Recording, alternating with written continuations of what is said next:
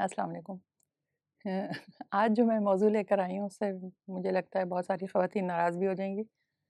शायद, और मर्द हज़रात को काफ़ी खुशी होगी। हमारे जो ये इतने मनफ़ी किस्म के रिश्ते और नाते हैं, इनमें जिस तरह सास के बारे में सबसे पहले ज़हन में कोई बुरा ख़्याल आता है, इसी तरह एक रिश्ता है सौकन का या सौतन।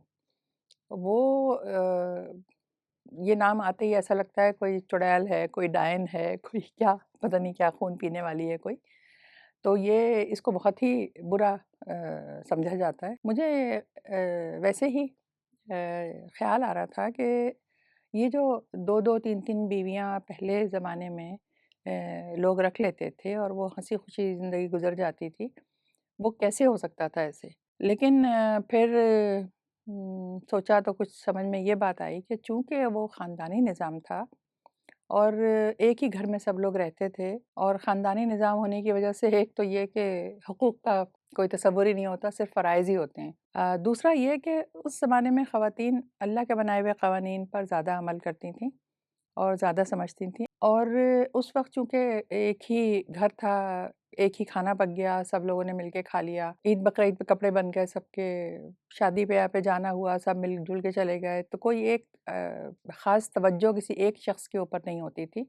तो इसलिए वो मामलात चल जाते थे। अब हर एक को अलग घर चाहिए,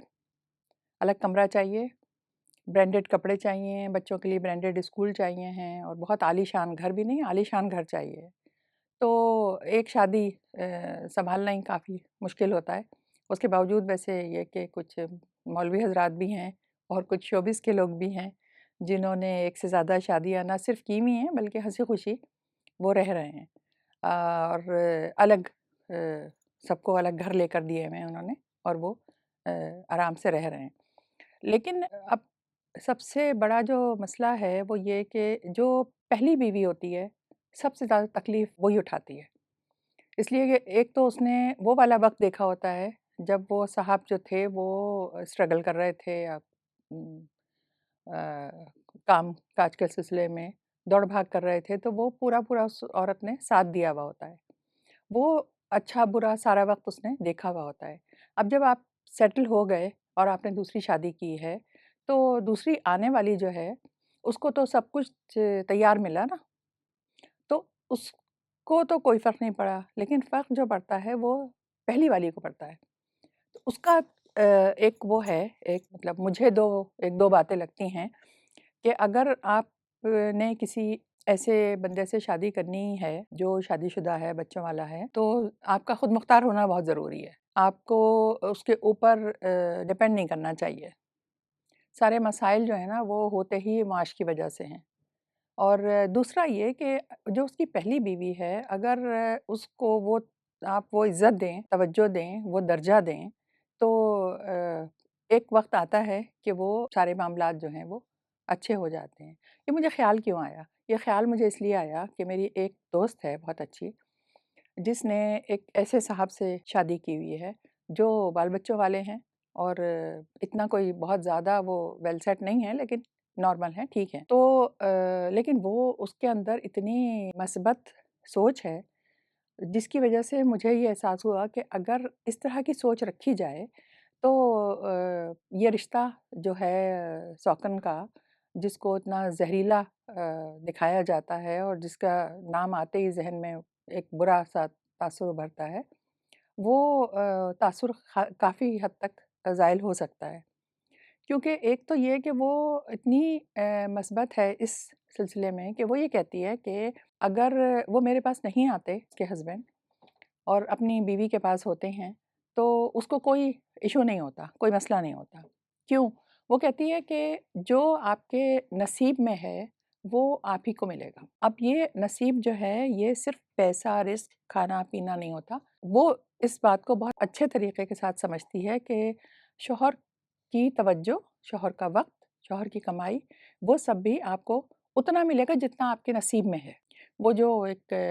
हज़रत अली रज़ी अल्लाह ताला अन्हो का कौल है कि वक़्त से पहले और नसीब से ज़्यादा किसी को नहीं मिलता।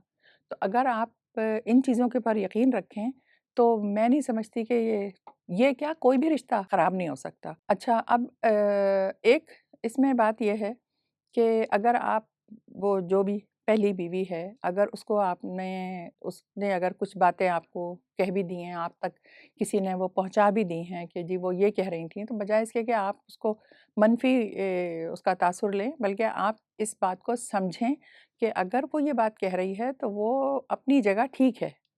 مطلب اس کے جذبات جو ہیں وہ ہوئے ہیں متاثر۔ کیونکہ دیکھیں کچھ لوگ جو ہیں نا وہ صرف چیزوں کو نہیں، لوگوں کو اور رشتوں کو بھی ملکیت سمجھتے ہیں، جو سب سے غلط بات ہے، کیونکہ وہ نہ بیوی کسی کی ملکیت ہے نہ شوہر کسی کی ملکیت ہے،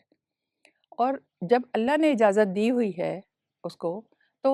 وہ تو کر لے گا، لیکن عدل کرنا اس کا کام ہے۔ یہ آپ کی ذمہ داری نہیں ہے کہ وہ کر رہا ہے یا نہیں کر رہا ہے، یا آپ کو بھی اگر وہ پوری طرح سے آپ کی فرمائشیں جسے کہتے ہیں، ضروریات نہیں، آپ کی خواہشات یا فرمائشیں اگر آپ کی اس طرح سے پوری نہیں ہو رہی ہیں تو وہ اگر وہ دوسری شادی نہیں کرتا نا تب بھی آپ کی اس طرح سے پوری نہیں ہوتی، کیونکہ وہ چیزیں آپ کے نصیب میں تھی نہیں۔ اس میں ایک بات یہ ہے کہ اگر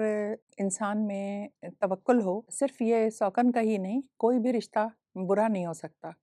اگر آپ خود پازیٹیو ہیں، آپ خود مثبت سوچ رکھتے ہیں، آپ دوسرے کی بری باتوں کو اتنا دل پر نہیں لیتے یا انتقامی کارروائی کرنے کے حق میں نہیں ہیں، تو بہت سارے رشتے جو ہیں وہ وقت کے ساتھ آہستہ آہستہ ٹھیک ہو جاتے ہیں۔ اس بات سے قطع نظر کہ میں دوسری شادی کے حق میں ہوں یا نہیں ہوں، لیکن میں اس بات کو ضرور اپنی آنے والی نسلوں کے لیے یا اب جو بچے ہیں ان کے لیے میں ضرور یہ بات کہوں گی کہ ایک تو یہ کہ اگر یہ رشتہ اتنا زہریلا اور اتنا خراب ہوتا تو میرا نہیں خیال کہ اللہ تعالیٰ اجازت دیتے۔ اللہ تعالیٰ کو بھی پتہ تھا کہ حالات کیا ہوں گے، لیکن یہ کہ جو توکل کرنے والے لوگ ہوتے ہیں، جن کو اس بات کا پتہ ہوتا ہے کہ جو چیز اللہ کی طرف سے ہے ہمارے لیے اسی میں بہتری ہے۔ کتنی عجیب بات ہے کہ ہم لوگ ہمیشہ یہی بات کہتے ہیں، پتہ نہیں یقین کتنا رکھتے ہیں لیکن کہتے یہی ہیں کہ اللہ تعالیٰ کی مرضی کے بغیر پتہ بھی نہیں ہل سکتا۔ تو اگر پتہ بھی نہیں ہل سکتا تو پھر آپ کا شوہر بھی دوسری شادی نہیں کر سکتا، وہ بھی اللہ ہی کی مرضی ہے۔ اس میں ہمیں جو ہے وہ یہ خیال ہوتا ہے کہ جی یہ بندے کا قصور ہے یا اس کی سازش ہے یا اس کا کسی عورت نے اس کو بیوقوف بنا دیا ہے یا اس طرح کی باتیں۔ کچھ یہ تجربہ غلط بھی ہو سکتا ہے۔ ہمارے کافی سارے شوبز کے لوگ ہیں یا اینکر حضرات ہیں جنہوں نے شادیاں کی ہوئی ہیں، بلکہ مجھے ابھی ایک بات یاد آئی ایک غلط تجربے کی بات کے اوپر کہ ہمارے بہت ہم جن کے بے انتہا احسان مند ہیں عبدالستار ایدھی، انہوں نے دوسری شادی کی تھی، اور وہ شادی انہوں نے کی تھی ایک ان کے پاس کوئی خاتون آئی تھیں جو ان کے ساتھ کام کر رہی تھیں، ان کے اکاؤنٹس کا کام سنبھالا ہوا تھا، بڑی ماڈرن سی اور بہت اچھی سی خاتون تھی، اور ان کے ساتھ شادی کر لی تھی، اور اس شادی کے بعد انہوں نے ایک بیان دیا تھا اور یہ کہا تھا کہ مرد کو ہر 12 سال کے بعد ایک شادی کر لینی چاہیے، لیکن ان کا تجربہ جو تھا وہ بہت ہی غلط ثابت ہوا۔ بلقیس ایدھی بھی بہت ناراض ہوئی تھیں، لیکن وہ غلط ایسے ہوا کہ وہ سارا پیسہ ویسا سارا ان کا اکاؤنٹ سب سمیٹ کے اور غائب ہو گئی تھیں۔ اچھا اس میں ہوا یہ کہ پھر بلقیس ایدھی کو تو موقع مل گیا، وہ ہر موقع پہ ان کو سنایا کرتی تھیں اور بیچارے سر جھکا کے سن لیتے تھے۔ تو تجربہ غلط بھی ہو سکتا ہے، ضروری نہیں ہے کہ کوئی آنے والی جو ہے وہ بہت کوئی اچھی ہی ہو، لیکن یہ کہ اگر کوئی آپ کو لگتا ہے کہ وہ کچھ آپ کی فیملی کے لیے، آپ کے خاندان کے لیے بہتر ہے، آپ کے بچوں کے لیے بہتر ہے، یا کچھ بہتری آ رہی ہے اس کی فیملی میں آنے سے، تو میرا خیال ہے اسے اسی طرح سے قبول کر لینا چاہیے۔ اب میں اپنی جس دوست کا ذکر کر رہی ہوں اس کے اندر اس کا کہنا یہ ہے کہ جی ہر انسان میں خیر اور شر ہوتا ہے، تو اگر ہم ان دونوں خوبیوں اور خامیوں کے ساتھ کسی کو قبول کرتے ہیں تو بہت سارے مسائل کم ہو جاتے ہیں۔ مثلاً اب وہ یہ کہتی ہے کہ جی اگر اب اس نے جن سے شادی کی ہے ان کی پہلی بیوی کے بارے میں مجھے یاد نہیں کہ کبھی اس نے کوئی بری بات کی ہو یا کوئی منفی بات کی ہو، بلکہ وہ ہمیشہ یہ کہتی ہے کہ نہیں وہ اگر جو وہ کہہ رہی ہیں وہ اپنی طرف سے وہ ٹھیک کہہ رہی ہیں، مطلب ان کی جو بھی ان کے جو بھی جذبات ہیں وہ ٹھیک ہیں، اور وہ یہ والی بات ہے کہ ہمارے زمانے کی جو خواتین تھیں ان میں تو اتنا پھر بھی ملکیت کا احساس نہیں ہوتا تھا کہ چھینا جھپٹی کرنے والی بات نہیں تھی، لیکن اب جتنا جتنا جس کے پاس جتنا پیسہ اور جتنی آسائشیں ہوتی ہیں اتنی ہی حوث بھی زیادہ ہوتی ہے۔ اگر آپ اپنے دل میں کسی بھی رشتے کے لیے، یہ تو خیر ہے ہی بہت خاص رشتہ، اس میں خوشگمانی تو آ ہی نہیں سکتی، اس میں تو بدگمانی ہی رہتی ہے، لیکن اگر آپ عزت خلوص کے ساتھ رہیں، محبت تو ظاہر ہے آپس میں ہو ہی نہیں سکتی، سوال ہی نہیں ہے، لیکن اگر عزت خلوص کے ساتھ اور اس رشتے کو سمجھتے ہوئے آپ ساتھ رہ رہے ہوں، تو اس میں سب سے بڑا فائدہ جو ہے وہ آنے والی نسلوں کا ہے۔ یہ رشتہ جو ہے سوکن کا چند ایک سال کا ہوتا ہے، لیکن جو آنے والی نسلیں ہوتی ہیں، جو بچے ہوتے ہیں، وہ بہت عرصے بعد تک اس چیز کے ساتھ رہتے ہیں اور اس چیز کا سفر کرتے ہیں، اگر آپ کے گھر کے حالات ٹھیک نہ ہوں، بجائے اس کے کہ آپ چھینا جھپٹی کریں یا زبردستی کسی سے کوئی چیز لیں۔ آپ بہتر یہ ہے کہ سب سے اچھی بات یہ ہوتی ہے کہ آپ اپنا آدھا بھرا ہوا گلاس دیکھیں، آدھا خالی نہ دیکھیں۔ جب ہم آدھا خالی گلاس دیکھ رہے ہوتے ہیں تو پھر ہم دوسرے کو ہی لعن طعن کر رہے ہوتے ہیں۔ میں نے کئی خاندانوں کو، کئی لوگوں کو اس طرح بہت خوشباش اور ایک دوسرے کی عزت کرتے ہوئے دیکھا ہے۔ اس میں سب سے بڑا کام جو ہے وہ دوسری یا تیسری جو بھی آنے والی ہے اس کی اعلیٰ ظرفی کا ہوتا ہے، کہ وہ کتنی اعلیٰ ظرف ہے اور کتنا وہ رشتوں کو سمجھ کے چل رہی ہے۔ جو ہمارے ہاں کے حالات ہیں اس میں اب تو ایک شادی بہت مشکل ہو گئی ہے، جو مہنگائی ہے اور جو حالات ہیں، لیکن جو ایک ہمارے مولوی صاحب ہیں جن کا یہ کہنا ہے اور 100% صحیح ہے کہ جو بھی آتا ہے وہ اپنا رزق لے کے اور اپنا نصیب لے کر آتی ہے، جو بھی دوسری بیوی آ رہی ہے وہ اپنا لے کر آئے گی، لیکن پھر وہی بات آتی ہے کہ اگر وہ اپنا تو وہ لے کر آ رہی ہے، لیکن اگر اس کی نظر دوسرے کے اوپر ہے تو حالات ٹھیک رہ نہیں سکتے۔ جتنا جتنا جس کے نصیب میں ہے اس کو اتنا ہی ملے گا، اس کو جھگڑا وگڑا کرنے سے زیادہ نہیں ملے گا وہی جو اس کے نصیب کا ہے۔ تو اس سے بہتر یہ ہے کہ صبر سکون کے ساتھ اپنے نصیب کے اوپر اور ان رشتوں کو مثبت لیں۔ مجھے جو ہے سب سے زیادہ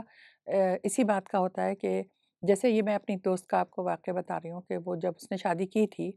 تو وہ ظاہر ہے وہ پہلی والی بیوی جو تھی وہ تو تھی ہی ناراض، لیکن ان کے بچے بہت ناراض تھے، لیکن اس کے مثبت رویے کی وجہ سے